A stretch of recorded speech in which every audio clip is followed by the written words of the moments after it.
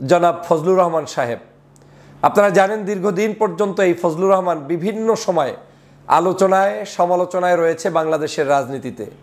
ফজলুর রহমান সাহেব সাম্প্রতিক সময়ে এমন কিছু কার্যক্রম শুরু করেছেন যেটার দ্বারা বাংলাদেশের সর্ববৃহৎ জনপ্রিয় একটি দল বাংলাদেশ জাতীয়তাবাদী দলকে আজকের কাউয়া কাদেরের মতো একটি সমালোচনায় রূপান্তরিত করতে যাচ্ছেন।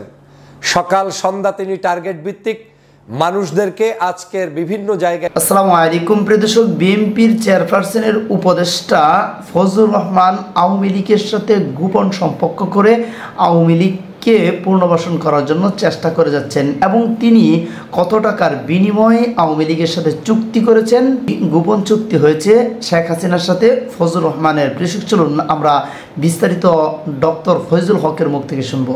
বিএনপির ফজলুর রহমান বলে এই দেশ স্বাধীন করেছে এবং স্বাধীন করে আপনাদেরকে মাফ করে দিয়েছেন বলেই আপনারা বেঁচে আছেন। কত বড় দুঃসাহস, কত বড় ধৃষ্টতা!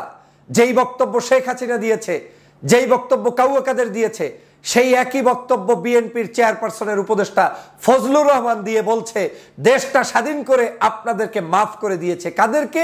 তৌহিদি জনতাকে। কাদেরকে? জামাত শিবিরকে। কাদেরকে? তাবলিগকে। কাদেরকে? ইসলাম প্রিয় নাগরিকদেরকে। এই ধরনের বক্তব্য দিয়ে বাংলাদেশ থেকে পালিয়ে গিয়েছে শেখ হাসিনা, আর বিএনপির কাউয়া কাদের এখন নতুনে রূপান্তরিত হচ্ছে আজকের এই ফজলুর রহমান সাহেব। এই ফজলুর রহমান সাহেব এখন ভয় পায় বাংলাদেশের জাতীয়তাবাদী ইসলামী মূল্যবোধের শক্তিকে।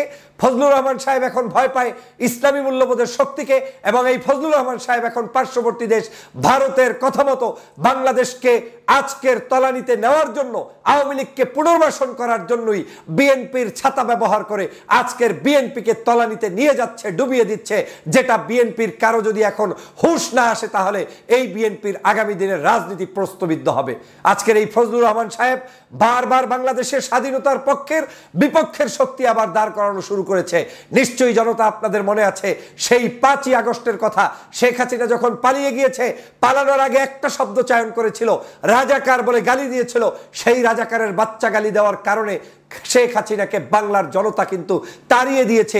আজও সেই শেখ হাসিনার মতো করে ফজলুর রহমান তার সন্তানের ভূমিকা পালন করছে, তার ভাইয়ের ভূমিকা পালন করছে, তার পরিবারের ভূমিকা পালন করছে। এখন তিনি আবার বাংলাদেশের মানুষদেরকে বিভাজন তৈরি করছে। উনি নাকি দেশটা স্বাধীন করে দিয়েছে। কে বলেছে আপনি স্বাধীন করে দিয়েছেন? কে বলেছে আমার দেশকে আপনি মুক্ত করে দিয়েছেন? কে বলেছে আপনাকে, বাংলাদেশের মানুষকে, আমরা আপনার কারণে বেঁচে আছি? এত বড় দৃষ্টতা আপনি কোত্থেকে দেখান? বাংলার জনগণ বাংলার জনগণের আধিপত্য নিয়ে বেঁচে আছে। তারা পাকিস্তানের কাছ থেকে মুক্ত হয়ে এদেশে কোনো আধিপত্যবাদকে প্রশ্রয় দিবে না, তারপরে নিজ দায়িত্বে বেঁচে আছে। যার কর্ম তার, সেভাবেই তারা বেঁচে আছে। আমার রাজনীতি আমার, আপনার রাজনীতি আমার।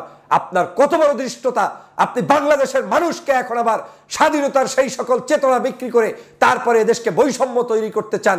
ফজলুর রহমান সাহেব, আপনার এই সকল চটকদারি, শয়তানি, এই সকল মানুষকে বিভাজন করার অপরাজনীতি, সেটা এদেশের জনগণ কোনোদিন গ্রহণ করবে না। সে কারণেই আপনি বলছেন যে আপনাকে কেন এখন মানুষ জুতা নিক্ষেপ করে, বোঝেন না? সে কারণেই আপনি বলছেন আপনাকে কেন থুতু নিক্ষেপ করে, আপনি বোঝেন না? আপনাকে থুতু নিক্ষেপ করে আপনার গলার কারণে, আপনার চাপার কারণে, আপনার গালের কারণে, আপনার ঠোঁটের কারণে, আপনার অভদ্রতার কারণে, আপনার ইতিহাস বিক্রি করার কারণে। বাংলাদেশের কোন জায়গায় আপনার মতো ফজলুর রহমান বিএনপি নয়, জামাত নয়, চরমনাই নয়, স্বয়ং একেবারে আল্লাহর ওলি হয়ে তাহাজ্জুদ পড়ে আসলেও আপনাকে জনগণ গ্রহণ করবে না, কারণ জনগণের ভালোবাসা পাওয়ার মতো যোগ্যতা আপনার নেই। আপনি ডাইরেক্ট ভারতের দালাল, পার্শ্ববর্তী দেশ থেকে এসে বাংলাদেশকে বিভাজন করে এই দেশটাকে ধ্বংস করার জন্য নেমেছেন। আবারও 53 বছর পরে দেশের স্বাধীনতার পক্ষের বিপক্ষের শক্তি সাজাচ্ছেন। এটা আমার দলের জন্য কোনোদিন কল্যাণ হবে না। অতএব ফজলুর রহমান সাহেব, সাবধান হয়ে যান। আপনার এই সকল বক্তব্য পরিহার না করলে জনতার কাতারে কোনোদিন দাঁড়াতে পারবেন না। আপনিও ডুববেন, আর আপনি যেই দলের পরিচয় দেন সেই দলটাকে ডুবানোর জন্য আপনি পরিকল্পিতভাবেই রাস্তায় নেমেছেন। তৌহিদি জনতা, আমার গালে কেন জুতা মারেন? আমার গায়ে কেন জুতা নিক্ষেপ করেন? আমাকে কেন জামাত শিবিরের ছেলেরা যা তা যেভাবে খুশি সেভাবে বকছেন? কারণ এই বাংলাদেশটা আমি স্বাধীন করে দিয়েছি, আর সে কারণেই আজকের এই তৌহিদি জনতা আমাকে এভাবে জুতা নিক্ষেপ করতে পারছেন। এই বক্তব্যগুলো দিচ্ছেন বিএনপির চেয়ারপারসনের উপদেষ্টা জনাব ফজলুর রহমান সাহেব। আপনারা জানেন দীর্ঘদিন পর্যন্ত এই ফজলুর রহমান বিভিন্ন সময়ে আলোচনায় সমালোচনায় রয়েছে বাংলাদেশের রাজনীতিতে। ফজলুর রহমান সাহেব সাম্প্রতিক সময়ে এমন কিছু কার্যক্রম শুরু করেছেন যেটার দ্বারা বাংলাদেশের সর্ববৃহৎ জনপ্রিয় একটি দল বাংলাদেশ জাতীয়তাবাদী দলকে আজকের কাউয়া কাদেরের মতো একটি সমালোচনায় রূপান্তরিত করতে যাচ্ছেন।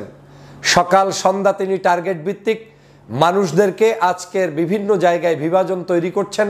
সকাল সন্ধ্যা তিনি নিজেকেই নিজে অপমান করছেন। তিনি বলছেন তৌহিদি জনতা কেন তাকে ফজু পাগলা বলছেন, তৌহিদি জনতা কেন তাকে গায়ে আজকের জুতা নিক্ষেপ করছেন, তার সাথে এরকম আচরণ কেন করছেন, তার পোস্টারের উপরে এরকম করে মানুষ কেন থুতু নিক্ষেপ করছেন।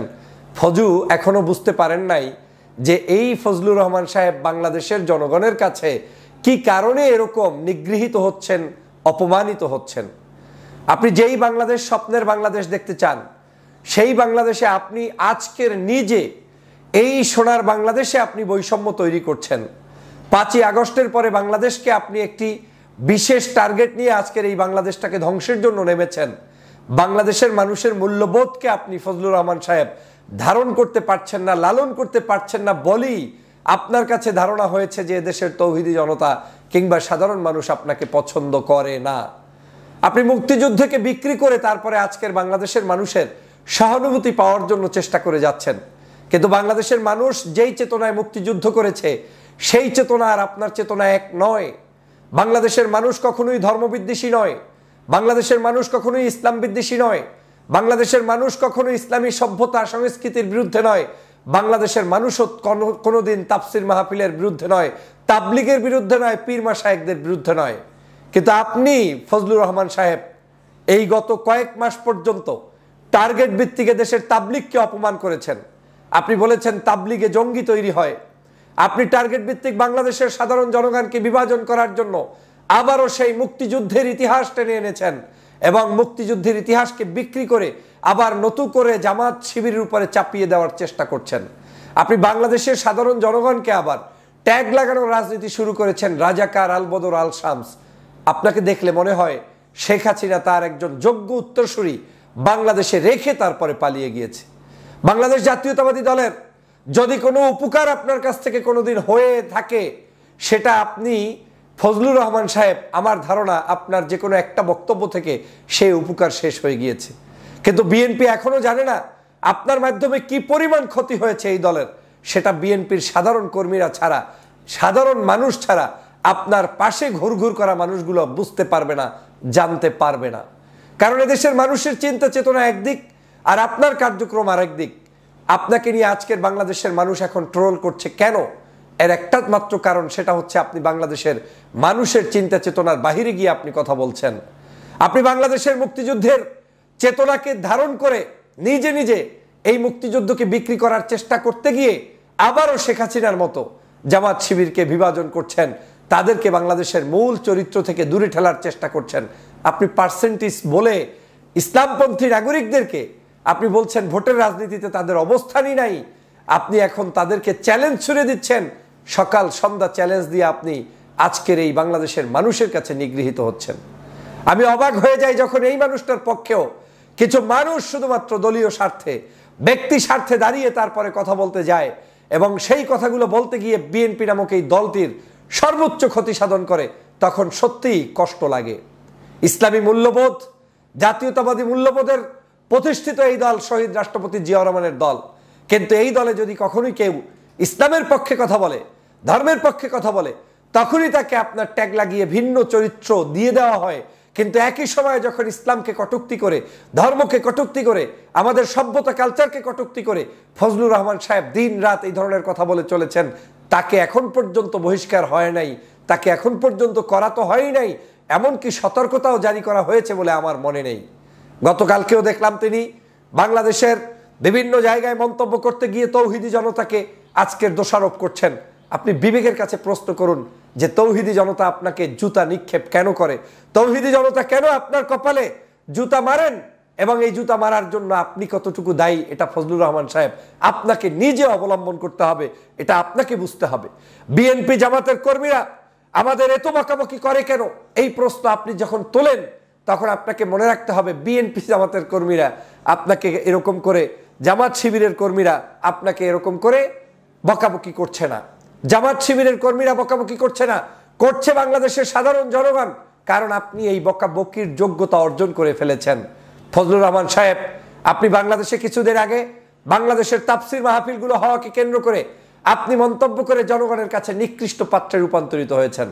আপনি কোন মুখে বলেন যে এদেশে গান বন্ধ হয়েছে, বিভিন্ন ধরনের আপনার কি বলে পূর্বের সংস্কৃতি বন্ধ হয়ে গিয়েছে, এখন মোড়ে মোড়ে ঘরে ঘরে তাফসির মাহফিল, এটা নাকি আপনাকে খুব কষ্ট দেয়, আপনাকে 21শে ফেব্রুয়ারিতে কষ্ট দেয়, 26শে মার্চে কষ্ট দেয়, এখন আর সেই আপনার আগের সেই গান চলে না, এখন মানুষ হেলিকপ্টারে করে আলেমদেরকে নেয়। আপনারা তো জ্বলন্তি কেন? আপনারা তো জ্বলছে কেন?